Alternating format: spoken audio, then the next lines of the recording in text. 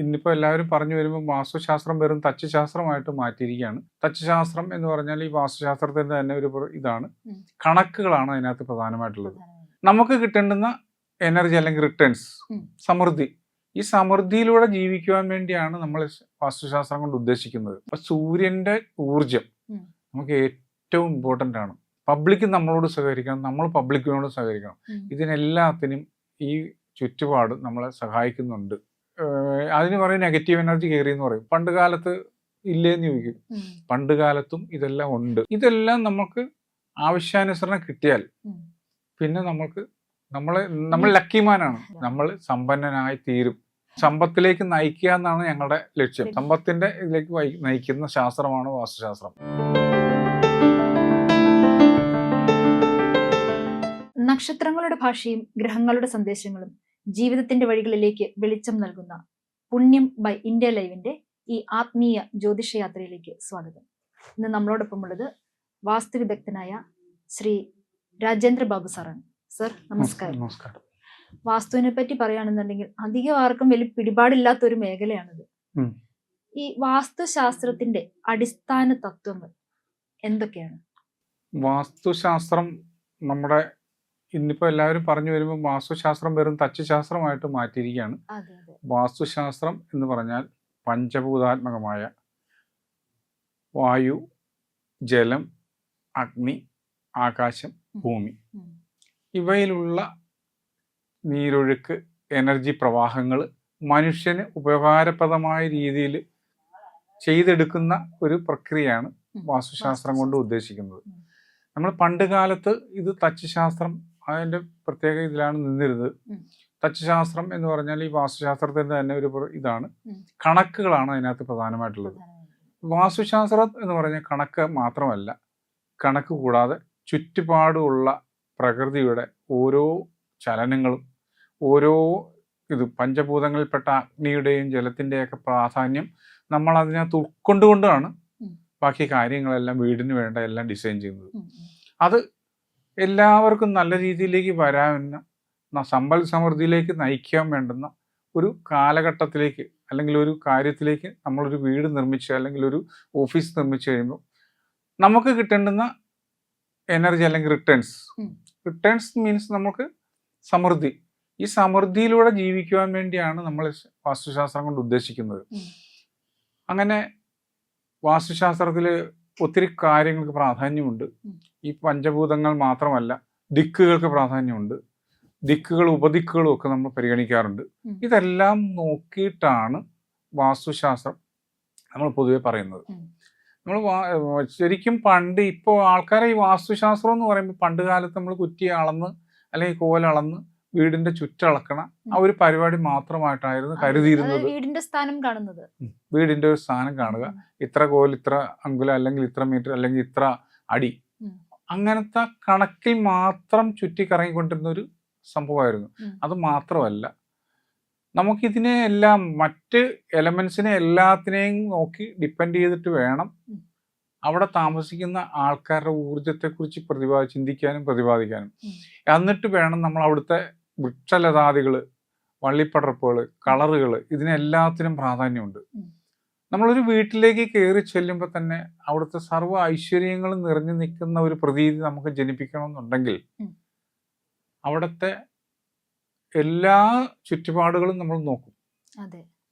കുളമോ കിണറോ അല്ലെങ്കിൽ പൈപ്പ്, ഇവൻ അടുക്കളയെല്ലാം ശുചിയായിരിക്കണം.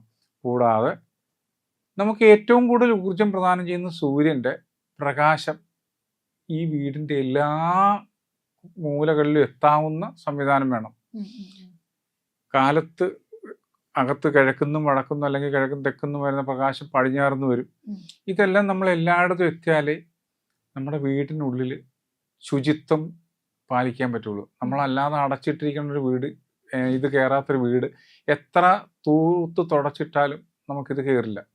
അപ്പം ഇത് എല്ലാം കണക്കാക്കി ചെയ്യുന്നതിനാണ് വാസ്തുശാസ്ത്രം കൊണ്ട് നമ്മൾ പ്രധാനമായിട്ട് ഉദ്ദേശിക്കുന്നത്. നമ്മുടെ വീട്ടിൽ സൂര്യപ്രകാശം കയറാത്തടത്തോളം നമ്മൾ ആ വീട്ടിലെ അകത്തേക്ക് കയറി കഴിയുമ്പോൾ ഒരു ചെറിയ മണം, എത്ര സ്പ്രേ അടിച്ചാലും ഒരു വൃത്തികെട്ട മണം അതിനകത്ത് നിന്ന് ഇങ്ങനെ വരും. അപ്പൊ സൂര്യന്റെ ഊർജം നമുക്ക് ഏറ്റവും ഇമ്പോർട്ടൻ്റ് ആണ്. ആ സൂര്യോർജം അല്ലെങ്കിൽ സൂര്യപ്രകാശം, അത് കൂടാണ്ട് കാറ്റ്, വെളിച്ചം, ഇതെല്ലാം നമുക്ക് ആവശ്യം പോലെ കിട്ടിക്കഴിയുമ്പോൾ നമുക്ക് വേണ്ടുന്നതായ എല്ലാ രീതിയിലുള്ള ഉന്നമനങ്ങളും ആ ഒരു ഭവനത്തിൽ നിന്ന് നമുക്ക് കിട്ടിക്കൊണ്ടേയിരിക്കും. ഇത് നമ്മൾ വാസ്തു പ്രകാരം ചെയ്തെടുക്കുകയാണ്. കാരണം ഒരു ഭൂമി കണ്ടു കഴിഞ്ഞാൽ ആ ഭൂമിയിൽ എങ്ങനെയുള്ള വീട് വെക്കണം, ആ വീട് എത്ര നാൾ നിലനിൽക്കാൻ സാധിക്കും, അതിൻ്റെ ആയുസ് എത്ര ഉണ്ടാവും, അതിൻ്റെ വയസ്സ്, നക്ഷത്രം, ഇതെല്ലാം നമ്മൾ കണ്ടുപിടിക്കും. ഇതിനെല്ലാത്തിനും പല കാരണങ്ങൾ, പല സാധനങ്ങൾ അതിന് ഡിപ്പെൻഡ് ചെയ്യുന്നുണ്ട്. ഇത് കൂടാതെ ഈ ഞാൻ ആദ്യം പറഞ്ഞ അളവിലേക്ക് വരും. പിന്നെ ഇതെല്ലാം കണ്ടു കഴിഞ്ഞിട്ടാണ് നമ്മൾ അളവ് കണക്കാക്കുന്നത്. ഒരു ഗ്രഹനാഥൻ അല്ലെങ്കിൽ അവിടെ താമസിക്കുന്നവർക്ക് വേണ്ട ചുറ്റളവിൽ എത്ര സ്ക്വയർ ഫീറ്റ് അല്ലെങ്കിൽ എത്ര ചുറ്റളവ് അല്ലെങ്കിൽ എത്ര കോൽ, എത്ര അങ്കുലത്തിൽ ഇത് പരിമിതിപ്പെടുത്തണം. അങ്ങനെ പരിമിതിപ്പെടുത്തിയാൽ ഈ പറയുന്ന എല്ലാ കാര്യങ്ങളും എവിടെയൊക്കെ കിട്ടും, എവിടെയൊക്കെ ഇന്നത്തെ കാലഘട്ടത്തിൽ എല്ലായിടത്തും അകത്ത് തന്നെ ടോയ്ലറ്റും എല്ലാം ഉണ്ട്. ഇതെല്ലാം എവിടെ സെറ്റ് ചെയ്യണം, എവിടെ ലിവിങ് റൂം കൊടുക്കണം, അടുക്കള എവിടെ കൊടുക്കണം, അതിനകത്ത് വെള്ളം എവിടെയൊക്കെ കൂടി പോകണം, ഇതെല്ലാം നമ്മൾ കണക്കാക്കി എടുത്തു കഴിഞ്ഞാൽ ആ വീട്ടിലുണ്ടാകുന്ന ഒരു ശക്തി, ഇപ്പൊ ഈ പോസിറ്റീവ് വൈബ്രേഷൻ ആണ് ഇപ്പൊ പറയുന്നത്. എല്ലാവരും ന്യൂജൻ ആൾക്കാർ പറഞ്ഞ പോസിറ്റീവ്, ഇതൊരു പ്രത്യേകതരം ഊർജമാണ്. ഈ ഊർജം നമ്മളെ നയിക്കുന്നത് നമുക്ക് സകലത നേടിത്തരും. നമുക്ക് സമ്പത്ത് മാത്രമല്ല, സോഷ്യൽ സ്റ്റാറ്റസ് കൂടി വേണമല്ലോ നമുക്ക്. സോഷ്യൽ സ്റ്റാറ്റസ് അതല്ല ഈ പൊളിറ്റിക്സ് അല്ലെങ്കിൽ അഡ്വക്കേറ്റ് അങ്ങനെയുള്ളവർക്കൊക്കെ ഉയർച്ച വേണം. പബ്ലിക്കുമായിട്ട് കൂടുതൽ കോണ്ടാക്ട് വേണം. പബ്ലിക് നമ്മളോട് സഹകരിക്കണം, നമ്മൾ പബ്ലിക്കിനോട് സഹകരിക്കണം. ഇതിനെല്ലാത്തിനും ഈ ചുറ്റുപാട് നമ്മളെ സഹായിക്കുന്നുണ്ട്. അത് വളരെ ഇമ്പോർട്ടൻ്റ് ആണ്. ഒരു ഭൂമി തിരഞ്ഞെടുത്ത് വീട് വെക്കുമ്പോൾ ഇതെല്ലാം നോക്കിയിട്ട് വേണം നമ്മൾ വെക്കാൻ. ഇങ്ങനെ അതുപോലെ അപ്പം അങ്ങ് പറഞ്ഞു വരുന്നത് ഈ പഞ്ചഭൂതങ്ങളുടെ ഒരു സന്തുലിതമായ ഒരു സമത്വമാണ് വീടിന്റെ ഐശ്വര്യം. അതുകൊണ്ടാണ് ഒന്നും കൂടാനും പാടില്ല, കുറയാനും പാടില്ല. എല്ലാം വേണ്ടതെല്ലാം എല്ലായിടത്തും വേണം. നമ്മള് ജലം വേണ്ടടുത്ത് അഗ്നി പോയി കഴിഞ്ഞാൽ അഗ്നിയുടെ തത്വം പോവും. അഗ്നി വേണ്ടടുത്ത് ജലം വന്നു കഴിഞ്ഞാൽ അഗ്നിയുടെ തത്വം പോവും. അപ്പൊ അത് അവിടെ പല ഇംബാലൻസിങ് ഉണ്ടാവും.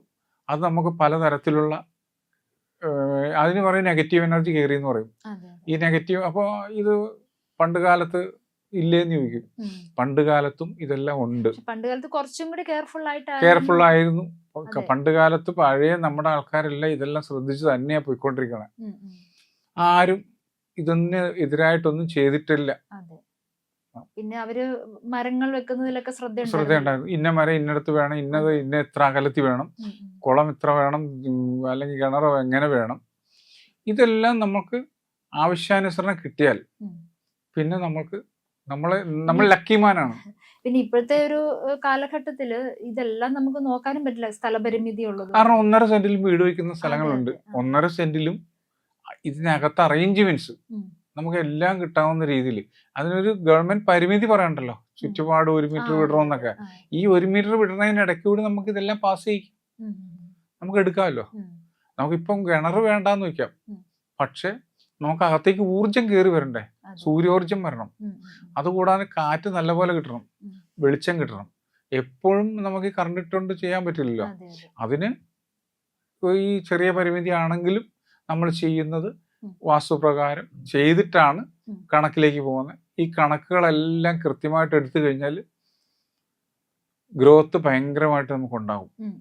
ആ ഗ്രോത്ത് പറഞ്ഞറിയിക്കാൻ പറ്റില്ല. നമ്മൾ സമ്പന്നനായി തീരും. സമ്പത്തിലേക്ക് നയിക്കുക എന്നാണ് ഞങ്ങളുടെ ലക്ഷ്യം. സമ്പത്തിന്റെ ഇതിലേക്ക് നയിക്കുന്ന ശാസ്ത്രമാണ് വാസ്തുശാസ്ത്രം.